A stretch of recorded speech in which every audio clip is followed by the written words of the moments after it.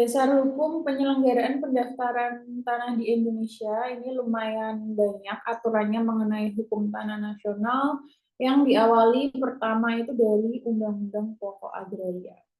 Jadi rekan-rekan nanti bisa mencoba membaca, memahami, membedah peraturan yang tertulis di sini. Ini memang lumayan banyak, tapi nggak apa-apa. Jangan lupa untuk dicicil, dibaca, di-print, dan dibedah satu-satu mengenai aturan mengenai pendaftaran tanah di Indonesia. Nah, ini ada sampai yang terbaru mengenai dokumen elektronik, sertifikat elektronik, ya. Nah, kemudian materi pada hari ini ada mengenai pengaturan pertanahan di Indonesia, kemudian yang kedua materi muatan Undang-Undang Cipta Kerja di bidang tata ruang dan pertanahan, terus kemudian perkembangan hukum tanah di Indonesia. Nah, dasar dari adanya pendaftaran tanah ini yaitu dari undang-undang dulu sebelum di UPA. Jadi di Undang-Undang Dasar ini, Undang-Undang Dasar NRI, ada di pasal 33 ayat 3, ini biasanya keluar di ujian, ya, bumi dan air dan kekayaan yang terkandung di dalamnya dikuasai oleh negara. Ya, jadi negara itu menguasai. Negara menguasai bukan memiliki, ya. Kalau kata Pak Nusron itu semua tanah di Indonesia ini dikuasai oleh negara, ya. Harusnya dikuasai bukan dimiliki dan dipergunakan untuk sebesar-besarnya untuk kemakmuran rakyat. Nah, hak menguasai negara ini apa aja? Nih ada kebijakan, mengenai kebijakannya seperti apa itu diatur semua di dalam Undang-Undang NRI, kemudian terkait pengurusannya seperti apa, aturannya, pengelolaan dan pengawasan. Nah, hak menguasai negara ini tadi itu dari UUD NRI mengerucut di UPA, yaitu di pasal 2 ayat 2 UPA bahwa mengatur dan menyelenggarakan peruntukan. Nah, ini diatur di dalam Undang-Undang Pokok Agraria, yang Undang-Undang Pokok Agraria ini dijabarkan lagi nih. Ada rencana tata ruang dan wilayahnya sesuai pemanfaatan KKPR. Memang kan agraria itu kan APR garis miring BPN kan ya. Tapi ternyata kantor pertanahan itu hanya kebanyakan karyawannya itu hanya mengerti mengenai Badan Pertanahan Nasional. Jadi mengenai pertanahannya saja. Padahal KKPR, kesesuaian kegiatan pemanfaatan ruang itu juga bagian dari ATR, Agraria dan Tata Ruang.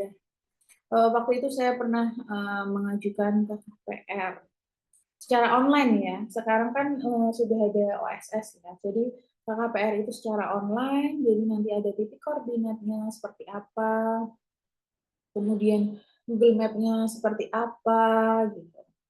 Itu ada semua pengajuan di OSS secara online. Kemudian ada tulisannya berkas telah sampai di agraria dan tata ruang. Tanyalah saya ke BPN. BPN menjawab, mohon maaf, memang ini kewenangannya ATR BPN. Namun ini bagian terkhusus tata ruang. Jadi justru di dinas tata ruangnya. Lah padahal ATR dari sembilan BPN kan seharusnya mereka sudah memahami job desk-nya sebagai ATR BPN.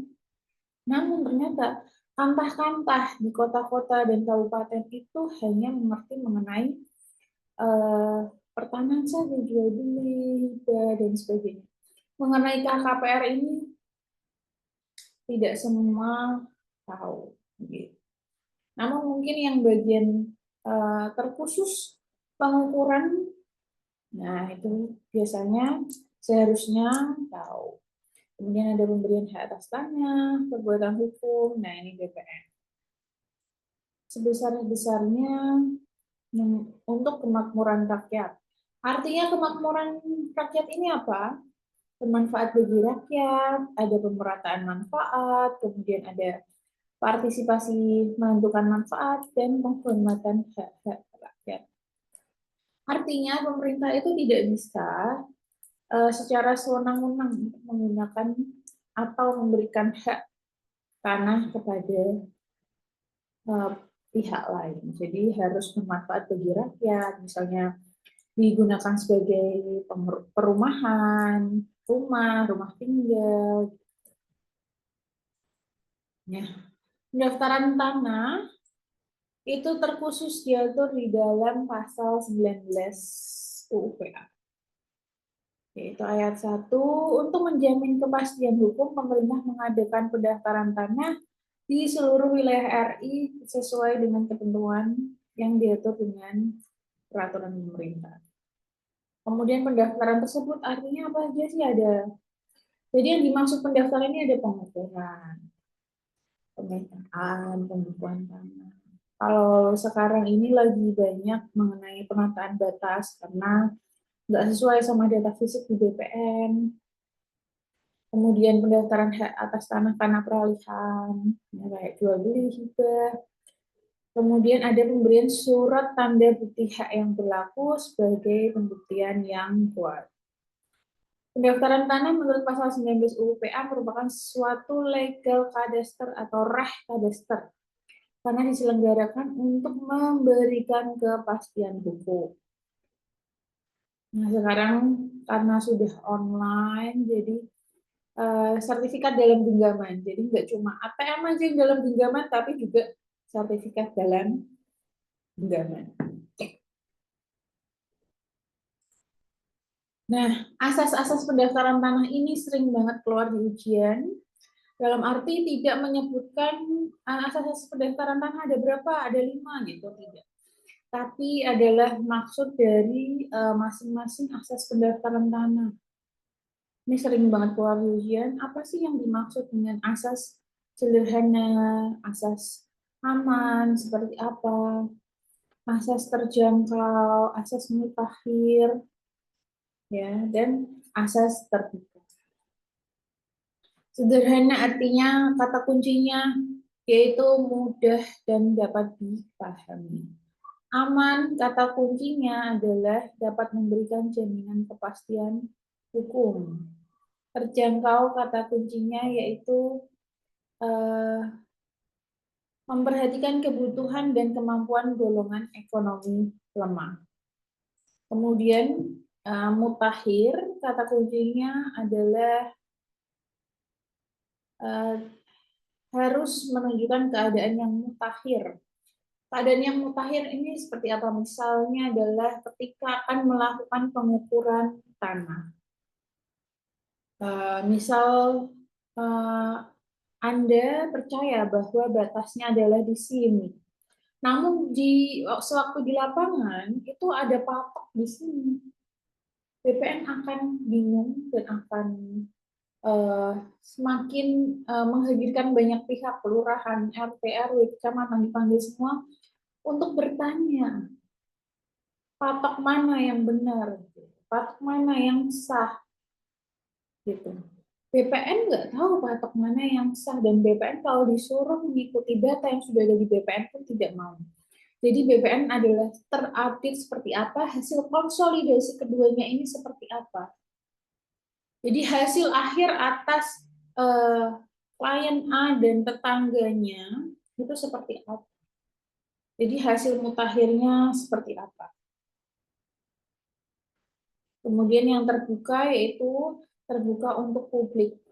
Artinya kalian bisa meminta data dari BPN, tentunya tidak sembarang data, jadi kalian harus mempunyai fotokopi sertifikat, kemudian bertanya apakah sertifikat ini bersih, tidak ada hak tanggungan, tidak ada blokir, itu bisa ditanya. Ya, jangan lupa dihafalkan, ini sering keluar. Kemudian tujuan pendaftaran ini juga keluar, ya, pasal 3 PP 2497, tujuan pendaftaran tanah hanya 3 saja, menjamin kepastian hukum, kemudian menyediakan informasi, dan demi terselenggaranya tertib administrasi pertanahannya. Nah, sistem pendaftaran tanah di Indonesia tuh seperti apa? Jadi sistem pendaftaran tanah di Indonesia itu sistem publikasi negatif. Ya. Kenapa negatif? Karena pihak yang tercantum namanya sebagai pemegang hak dalam buku tanah masih dimungkinkan adanya gugatan dari pihak lain apabila merasa memiliki tanah tersebut. Seperti tadi contohnya pengukuran tanah. Anda yakin patoknya di sini, tapi tetangga Anda yakin di sini patoknya. Nah, apabila ini tidak dikonsolidasikan, tidak ada negosiasi, tidak ada musyawarah, kemudian BPN, pasti BPN tuh nggak mau ya. Pasti BPN nggak mau, BPN juga akan ragu-ragu dan pasti akan dijadwalkan ulang. Gitu. Karena apa? Karena BPN juga tidak mau kalau nantinya ada dari pihak lain yang merasa masih memiliki tanah tersebut. Nah, itulah sistem pendaftaran tanah di Indonesia ini sistem pendaftaran tanah dengan publikasi negatif. Penyelenggaranya itu Kementerian ATR BPN, pelaksananya Kepala Kantor Pertanahan dibantu oleh PPAT dan pejabat. Jaminan kepastian hukumnya adanya kebenaran data fisik dan yuridis. Ya, ini kepastian hukumnya. Subjeknya yaitu pemegang haknya, objeknya yaitu batas-batasnya tadi, patok-patoknya gimana, haknya hak milik kah, hak GBK gitu. Jadi tergantung pada alat bukti kepemilikan. Nah, sistem publikasi apa sih tadi? Sistem publikasi Indonesia ini negatif positif negatif positif. Nah, ini perbedaannya publikasi positif dan publikasi negatif. Nah, ini ada di PP 2497. Kemudian ada asas nemo plus juris transfer postes quam ipse habil. Tidak seorang pun dapat mengalihkan atau memberikan sesuatu kepada orang lain melebihi hak yang dimilikinya. Jangankan hak yang dimilikinya, hibah pun harus persetujuan dengan pasangan kawinnya, anak-anaknya, ya. Dan hal tersebut dicantumkan di dalam akta bahwa nanti pasangan kawinnya dan anak-anaknya itu menyetujui adanya hibah tersebut. Jadi kita tidak boleh mengalihkan, memberikan sesuatu kepada orang lain melebihi hak yang dimilikinya, kecuali ya anaknya sendiri. Tapi kalau anaknya satu ya, kalau anaknya banyak ya nanti malah jadi ibu. Nah, kemudian status tanah di Indonesia. Status tanah sebelum dan sesudah UUPA. Nah, sebelum UUPA nih ya, ada hak gendong, hak menguasai. Ya, hak gendong ini sama dengan seperti hak milik ya, hak agraria.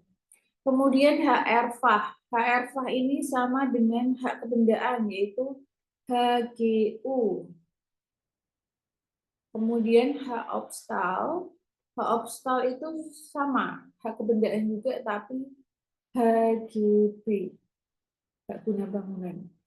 Kemudian ada hak gebruik dan gebruik itu hak pakai. Hak yang tidak didaftar menurut Oversing Ordonansi karena berstatus tanah milik adat. Hak agraris egendom. Hak agraris egendom itu tadi hak milik ya. Kemudian hak gogolan. Hak agraris egendom kebanyakan itu ada di Jawa. Kemudian hak gogolan, pekulen, sanggan itu juga di Jawa. Hak konsensi yaitu izin pemerintah untuk mengelola sumber daya alam di wilayah tertentu. Jadi hak konsensi ini seperti yang ada di Kalimantan, seperti tambang, perkebunan, sawit, hak konsensi namanya. Kalau mungkin dalam buku agraria nasional sekarang namanya hak pengelolaan.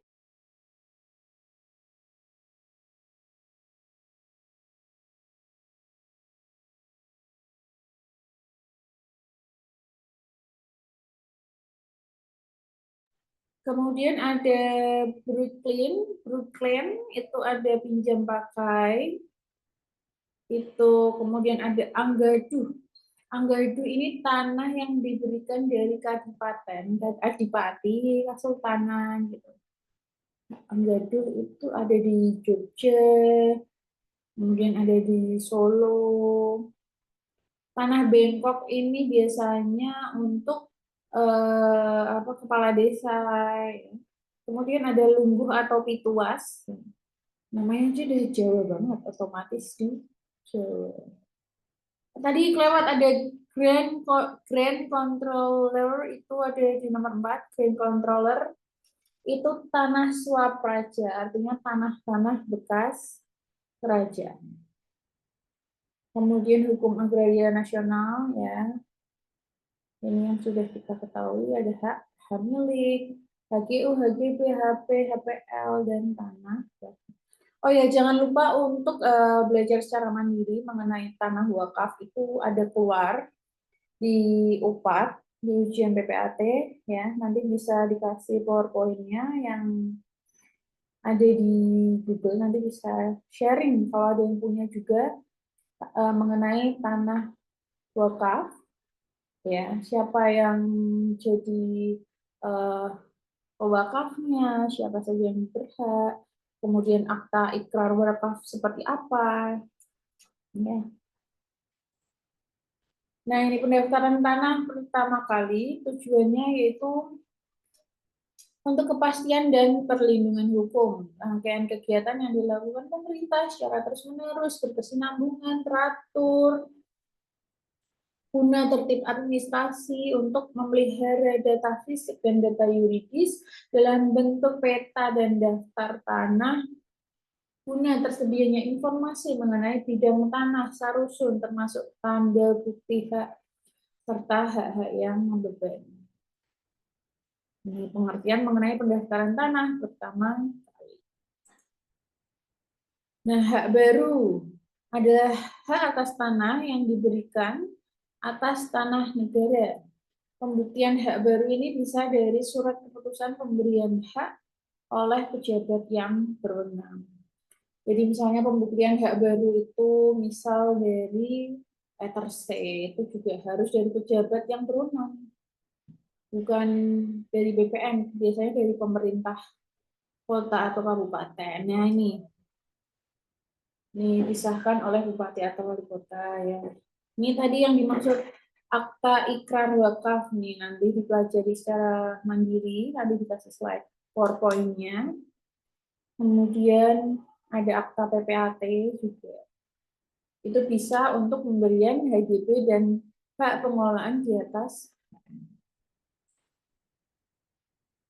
Pembuktian hak lama. Gimana sih cara membuktikan hak lama? Ya, misal nggak lengkap nih. Nah, ada bukti lain, misalnya ada bukti kwitansi, ya, kwitansi zaman dulu, otomatis materainya materai zaman dulu bisa jadi materainya 6.000. Kemudian pembelian tanah akta jual beli, terbayarkannya PBB, cuma kalau bukti bayar PBB saja ini agak sulit ya sekarang ya. Kemudian surat pernyataan yang bersangkutan. Dan juga 2 orang saksi, siapa yang mau jadi saksi. Kemudian kalau buktinya nggak ada sama sekali, ya harus dengan etikat baik, kemudian tanah tersebut tidak ada blokir, tidak pernah diganggu-gugat, dikuasai secara fisik selama 20 tahun secara berturut-turut dan tetangganya menyetujui mau memberikan keterangan gitu. Jadi hidup itu harus beriringan. Nggak bisa berantem sama tetangganya atau cekcok aja sama tetangganya. Kenapa? Karena lagi-lagi ketika pengukuran penataan batas pun butuh KTP tetangga kanan kiri depan belakang, ya kan? Kalau nggak punya bukti lagi-lagi tetangga yang jadi saksinya, gitu. Setelah tetangga jadi saksi, tidak lupa kepala desa, lurah itu harus jadi saksi juga, kecamatan. Ini pembuktian waris. Kalau waris dulu dibagi ada warga negara Indonesia asli, kemudian ada negara keturunan Tionghoa, kemudian ada Timur Asing. Kalau dari ATR BPN yang baru, Permen ATR BPN yang baru yaitu nomor 16 tahun 2021, itu sekarang bisa lewat kelurahan atau surat keterangan waris dari notaris. Kalau dulu kan terbagi, kalau warga negara Indonesia itu harus di desa atau kelurahan, kemudian Tionghoa itu harus dari notaris, kalau Timur Asing dari balai harta peninggalan. Bahkan sekarang hibah wasiat pun harus didaftarkan di balai harta peninggalan. Mau siapapun, nggak harus apa orang Timur Asing. Akta keterangan waris juga nggak harus Tionghoa untuk bikin akta keterangan waris, siapapun bisa. Biasanya eh, bank, misalnya ada KPR di bank, terus kemudian yang meng-KPR-kan meninggal biasanya juga minta surat keterangan waris dari notaris supaya bisa lunas. Nah, ini ada bedanya pemisahan dan pemecahan.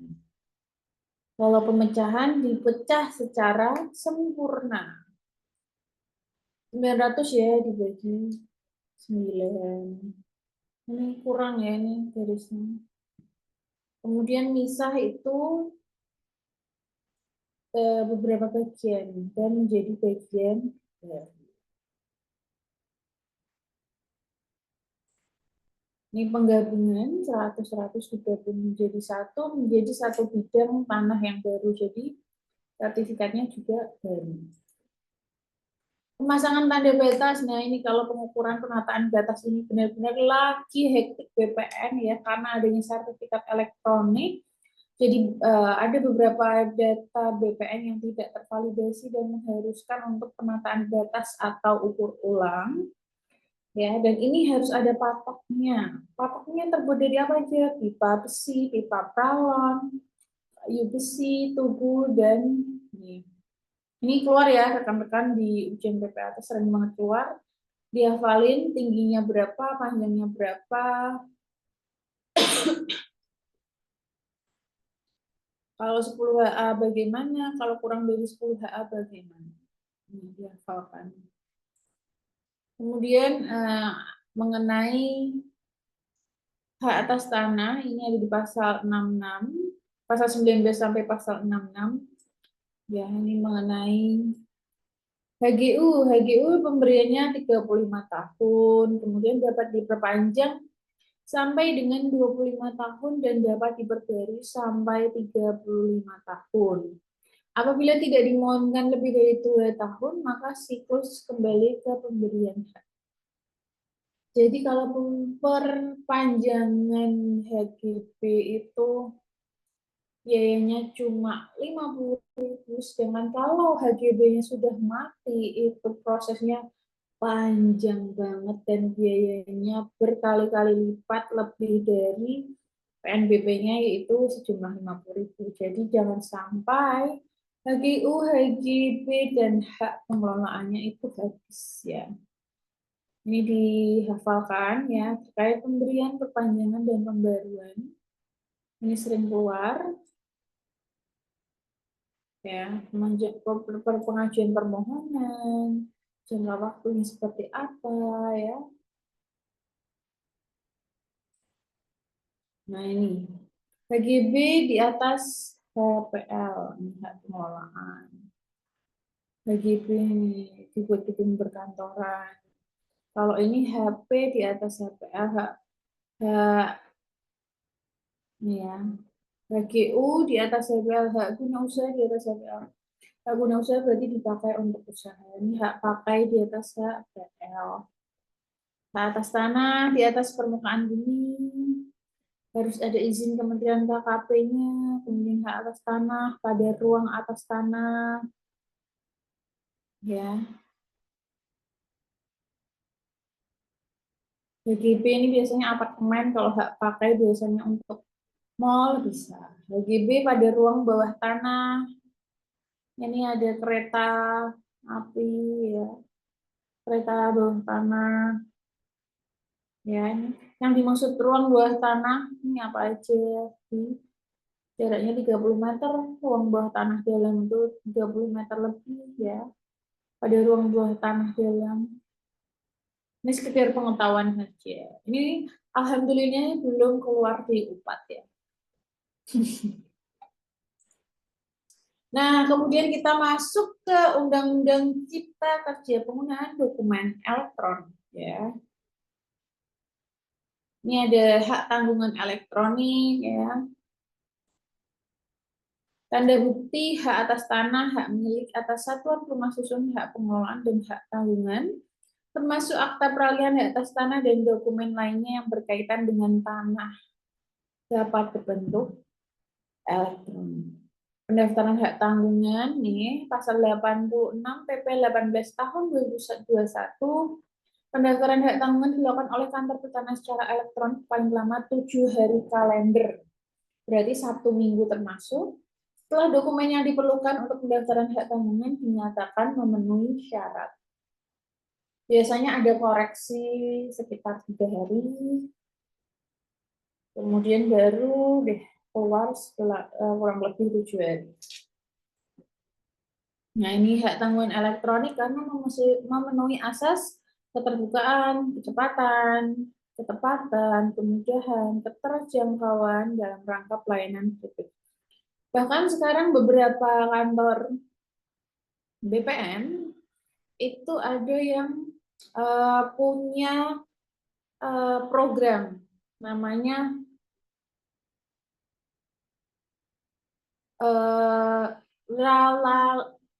Ralali, Ralali namanya. Itu layanan royal 1 hari. Bahkan kalian bisa cetak sendiri sekarang tuh BPN tuh banyak ada anjungan untuk mencetak sertifikat. Jadi kalian kalau punya KTP itu perlu roya, perlu di roya itu bisa ke anjungan tersebut harus bawa KTP asli untuk datang ke BPN dan sertifikat kalian sendiri dan itu langsung bisa ditunggu sertifikatnya.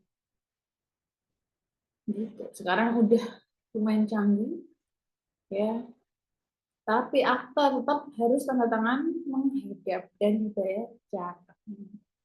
Kemudian memperkenalkan domisili elektronik yaitu domisili pihak terkait berupa alamat surat elektronik dan nomor telepon seluler yang telah terverifikasi. Sekarang juga email, nomor HP itu harus aktif karena mereka suka kirim kode-kode OTP. Sekarang udah nggak zaman dulu. Siapa sih sekarang yang nggak punya email, nomor telepon? Sekarang banyak sistem elektronik yang membutuhkan bantuan OTP. Jadi jangan sampai mengisi email itu sembarangan, tidak bisa diakses karena perubahannya memakan waktu berbulan-bulan. Kemudian menggunakan tanda tangan elektronik, ya sekarang hak tanggungan elektronik, dan menggunakan warga elektronik. Warga elektronik ini yang kita upload pada website. Jadi kita upload PDF itu ke website. Jenis layanannya ada apa sih yang elektronik? Ya, ada pendaftaran hak tanggungan, roya, sesi, subrogasi, dan ganti nama. Nih, proses dan pelaksanaan HT elektronik, ceknya dari PPAT, masang HT-nya PPAT, yang mendaftarkan kreditur, yang meriksa kantor pertanahan, yang nerbitin HT kreditur. Namun pada kenyataannya semuanya yang dilakukan oleh PPAT. Biasanya bank itu cuma ngirim kode bank, ngomong, Mbak itu berkasnya ada koreksi, tolong dibenerin.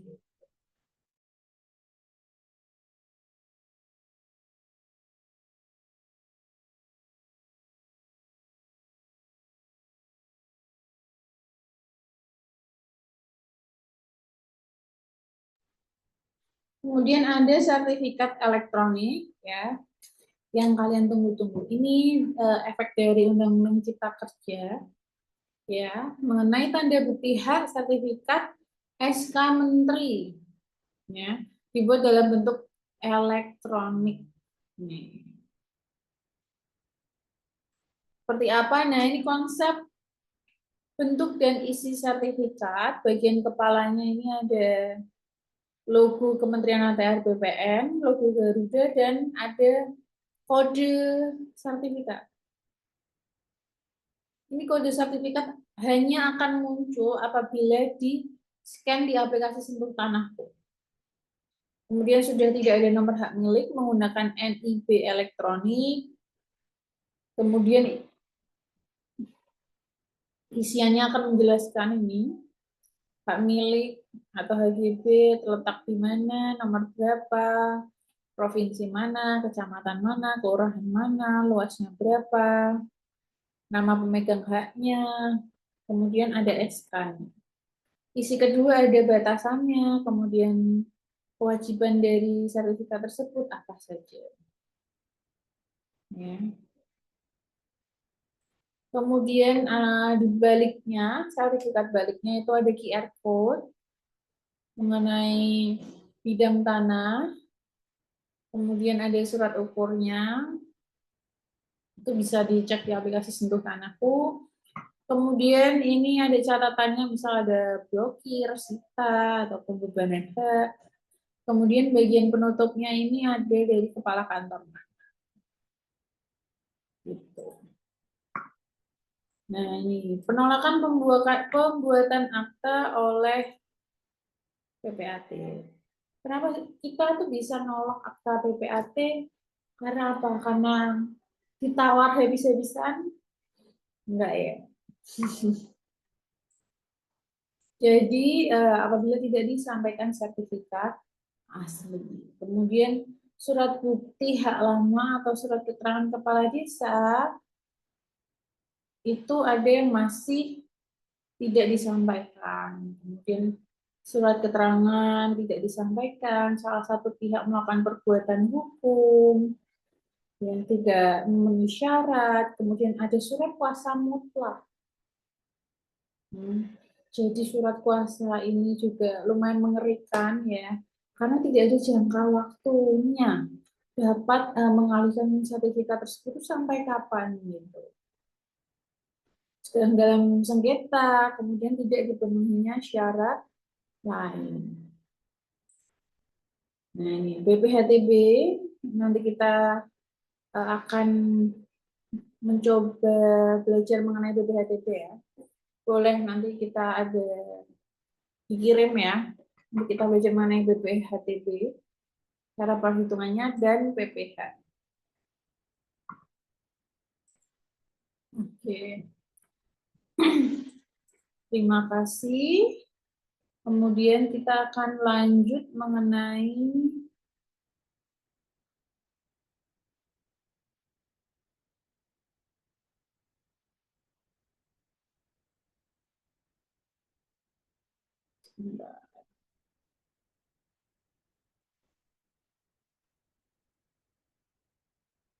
mengenai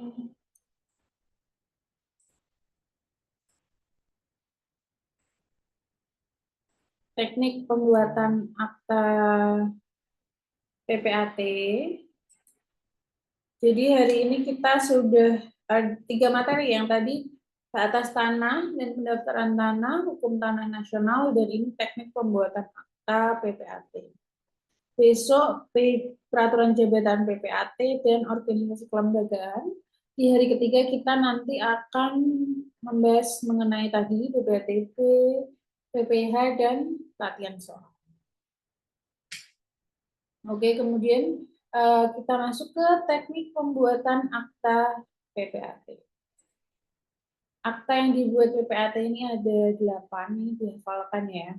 Ini keluar juga di UPAD, apa aja, RJP, HIBA, tukar menukar, INBRENG, APHB. Ini jangan sampai salah kepanjangannya, juga ada di pilihan ganda kategori soal mudah. Kepanjangannya APHB dan APHT. APHB dibagi, kalau APHT diberi ya, jangan sampai keliru. Nah, SKMHT beban. Jangan sampai keliru. Nah, daerah kerja PPAT.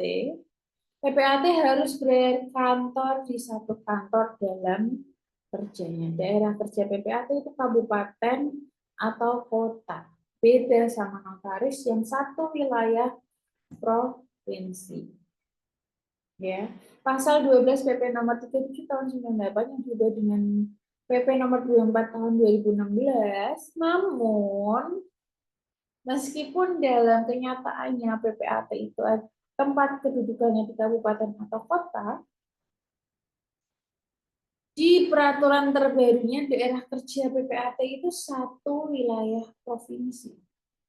Kalau rekan-rekan tanya saya, jawabannya sesuai kenyataan atau sesuai peraturan, jawabannya sesuai peraturan. Yaitu daerah kerja PPAT adalah satu wilayah provinsi. Jadi waktu UPAD saya juga jawabannya satu wilayah provinsi, bukan kabupaten atau kota. Ini sering ya, tricky ini sering. Kemudian jam kerja PPAT, kantor PPAT wajib dibuka setiap hari kerja, kecuali pada hari libur resmi dengan jam kerja paling kurang sama dengan jam kantor pertanahan setempat. Pokoknya bukanya PPAT itu ikut seperti kantor pertanahan. Kantor pertanahan buka, kita buka. Kantor pertanahan libur, tanggal merah, cuti bersama, ya kita ikut libur. Kalau mau tetap buka, tidak apa ya. Apabila dia nggak perlu, nah PPAT dapat membuka kantornya di luar jam kerja. Dalam rangka apa? Untuk melayani masyarakat dalam memberikan keterangan, salinan akta, ya boleh. Jadi patokannya di kantor BPN, tapi kalau memang mau melebihi kantor BPN, diperbolehkan asalkan ya dalam rangka melayani masyarakat. Kemudian persiapan pembuatan akta, pertama yaitu harus dicek sertifikatnya. Apakah ada sitanya, ada blokirnya atau enggak. Kalau ada blokir, ada hak tanggungannya, blokirnya dibuka dulu, hak tanggungannya diroyal dulu. Validasi sertifikat, nah sesuai enggak? Kalau enggak sesuai, ya penataan data. Kemudian aslinya harus diserahkan. Karena untuk cek ini harus pakai sertifikat asli. Kalau pakai sertifikat fotokopi, itu namanya hasilnya SKPT. Sama enggak? Hasilnya sama, SKPT dan cek. Yang berbeda adalah dokumen yang di-upload. Dan hasil cek itu berlaku untuk jangka waktu 7 hari kalender.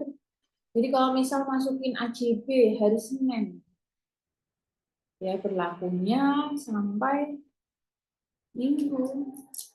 Jangan sampai terlewat. Dan itu harus benar-benar dikejar kalau misalnya berkasnya tidak lengkap nih.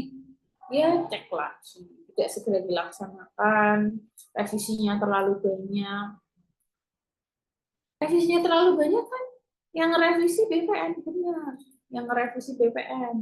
Yang bikin lama BPN. Tapi itu merupakan tanggung jawab PPAT. Kenapa? Revisinya banyak. Kenapa?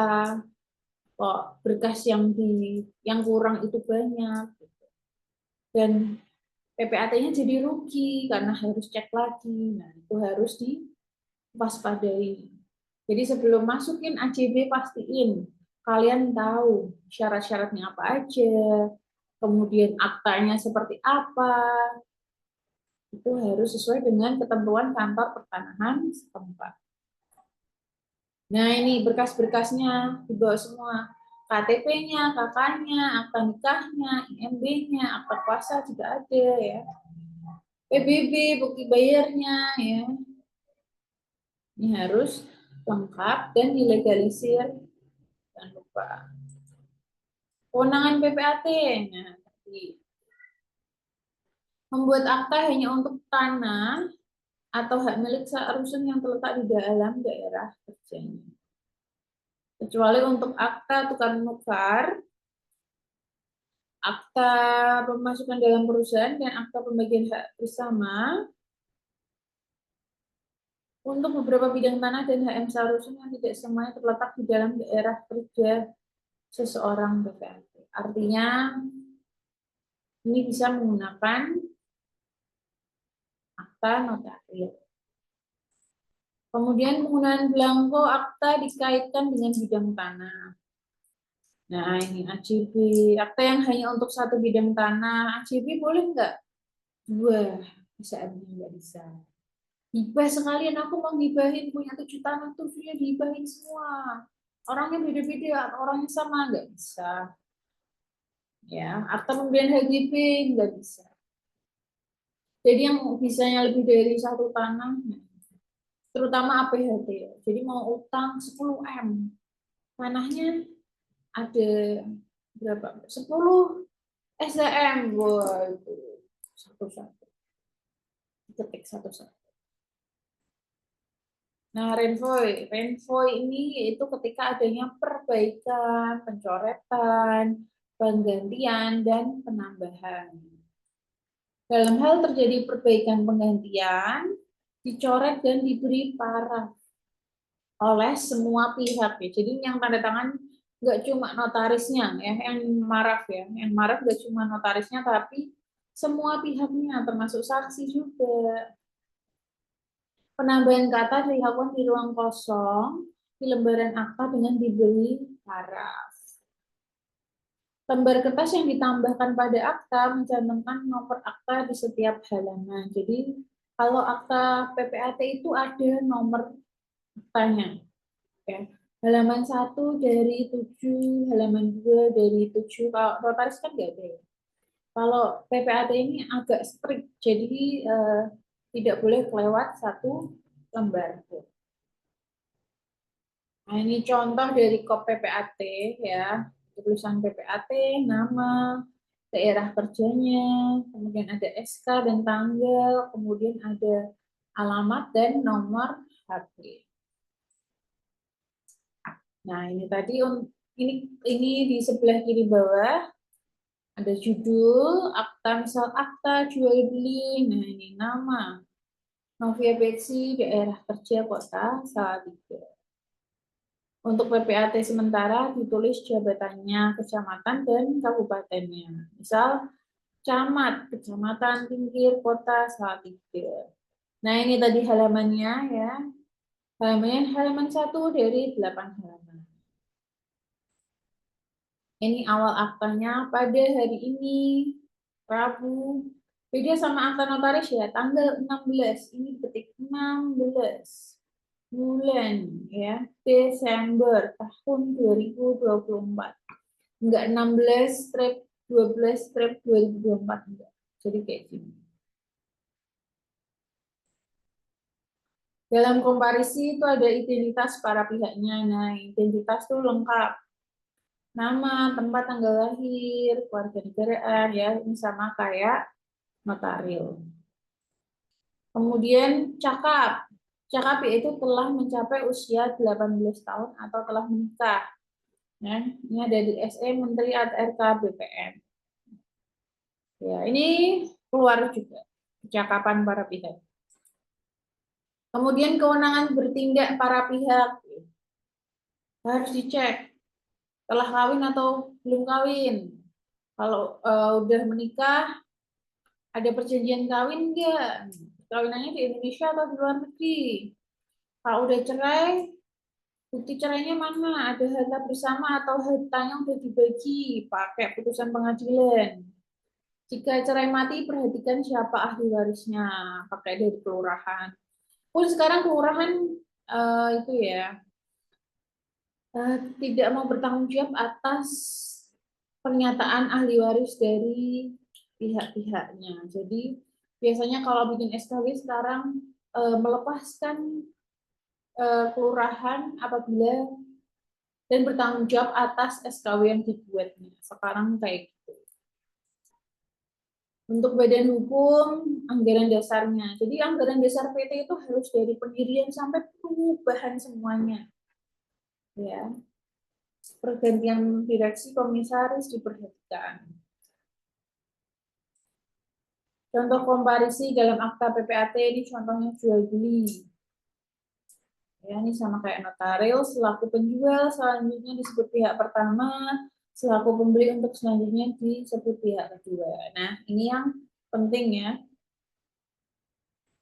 Kemudian komparisi penjual suami apabila objeknya harta bersama.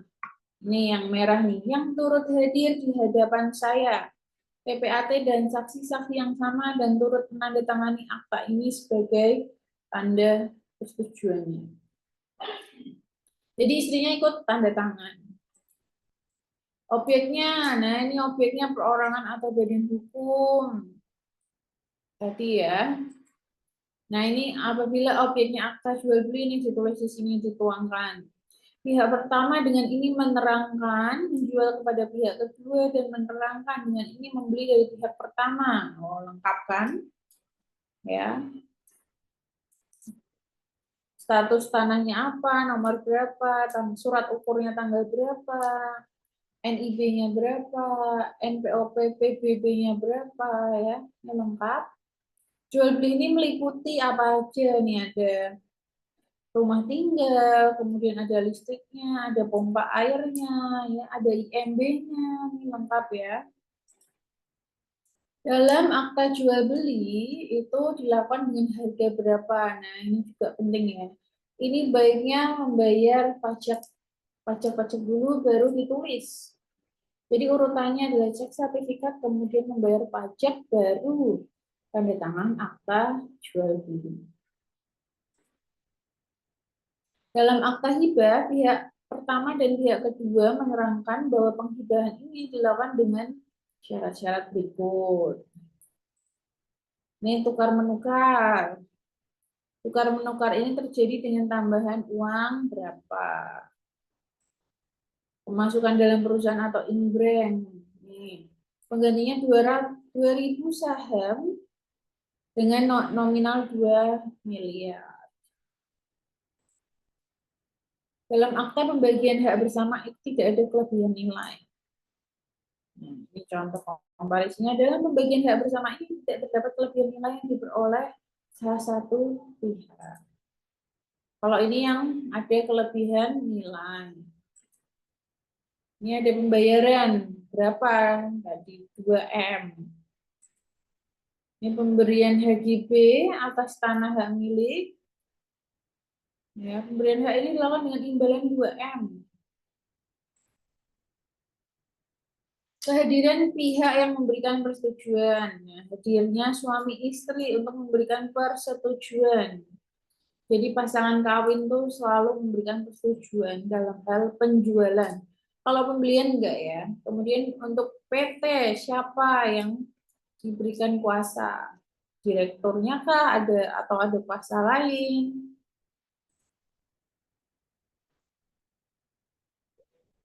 Nah, kalimatnya dalam belangko akta jual beli akhirnya hadir di hadapan saya dengan dihadiri oleh saksi-saksi yang sama akan disebutkan pada akhir akta ini.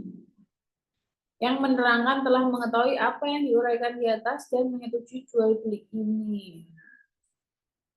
Saksinya, nah saksinya ini harus lengkap ya. Saksi ini harus 18 tahun.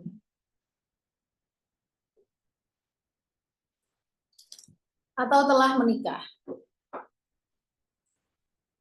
Akhir akta sebagai saksi-saksi yang telah saya bacakan serta jelaskan, maka sebagai pernyataan yang dikemukakan oleh pihak pertama dan pihak kedua tersebut, akta ini ditandatangani oleh pihak pertama, pihak kedua, dan para saksi dan saya PPAT sebanyak 2 rangkap asli, 1 lembar rangkap disimpan di kantor saya dan 1 lembar rangkap kedua disimpan di kantor tanah. Ya, terima kasih. Salam sehat, sukses dan berkah selalu. Semoga lulus one shot. Ya, jangan lupa di follow. Ya, sekian, terima kasih. Saya kembalikan kepada moderator. Oke, terima kasih Ibu Novia. Terima kasih kepada Ibu Novia atas pemaparannya. Untuk rekan-rekan yang ingin bertanya bisa melalui kolom chat ya, rekan-rekan. Untuk pembahasan soal, kita hari terakhir terkait pembahasan soal serta tips dan trik buat UPAT. Ini ada yang bertanya, Ibu Novia. Akta PPAT tidak ada istilah minuta ya, Ibu Betsy.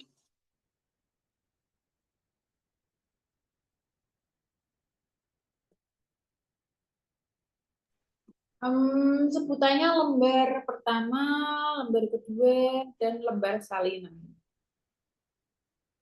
Jadi tidak ada istilah minuta, sebutannya lebih ke lembar pertama, lembar kedua, dan lembar salinan. Gitu. Apakah ada rekan-rekan yang ingin bertanya lagi? Oh, ini ada Ibu Novia.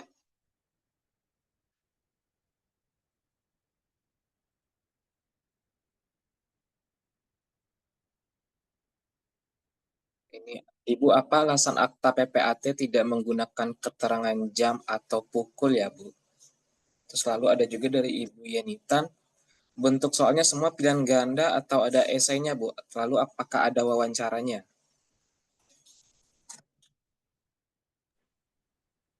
Tidak menggunakan jam karena kalau akta notaris itu kan ada pukul berapa waktu Indonesia Barat. Dan untuk sementara ini berkedudukan di misal kota Salatiga. Nah itu kan padahal KTP-nya luar Salatiga. Nah mungkin karena akta notaril ini karena satu wilayah provinsi maka diperlukan waktu yang sama. Sedangkan kalau PPAT kan pasti di dalam satu daerah yang sama, jadi tidak diperlukan jam. Kemudian untuk soalnya pilihan ganda semua, tidak ada esai dan tidak ada wawancara. Oke, lanjut Apakah ke pembuktian harus lama pada pasal apakah pembuktian waris lama pada pasal 111 PMNA garing KBPN nomor 3/1997 ayat 1 poin C telah dilakukan unifikasi dalam pasal 11 Permen ATR garing KBPN nomor 16 tahun 2021. pembuktian waris lama? Jadi pembuktian waris lama itu sudah tidak bisa karena sudah terkonvert ke tadi bahwa sudah tidak ada lagi Tionghoa, kemudian tidak ada lagi Timur Asing, tidak ada pribumi, makanya sekarang satu dari kelurahan. Oke, kita lanjut. Ini dari Kak Dewi, apakah bulan November ini ada UPAT? Sepertinya tidak ada ya, Bu, atau kita tunggu dari kabar dari pihak kementerian. Biasanya mereka Ya, nanti tunggu aja pengumuman resmi. pengumuman dari kementerian, biasanya mereka 1 minggu ya, 1 minggu sebelum, kayak tahun lalu itu 1 minggu sebelum diselenggarakannya UPAT mereka sudah mengumumkan. Nah, ini dari Bu Dewi, apakah jadi latihan untuk penghitungan pajak, Bu?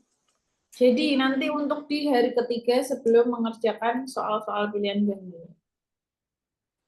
Nah, ini dari Kak Yenitan lagi. Untuk soal apakah ada pengurangan poinnya, Bu? Ada pengurangan poin jika menjawab salah. Ada lagi rekan-rekan sekalian?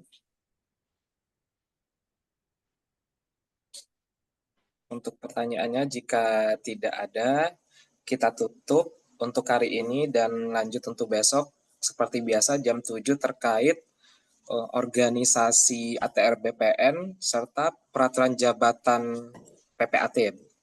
Ya. Ya. Oke, saya sebagai moderator pamit undur diri dan terima kasih kepada Ibu Novia atas pemaparan materinya. Wabillahi taufiq wal hidayah. Wassalamualaikum warahmatullahi wabarakatuh.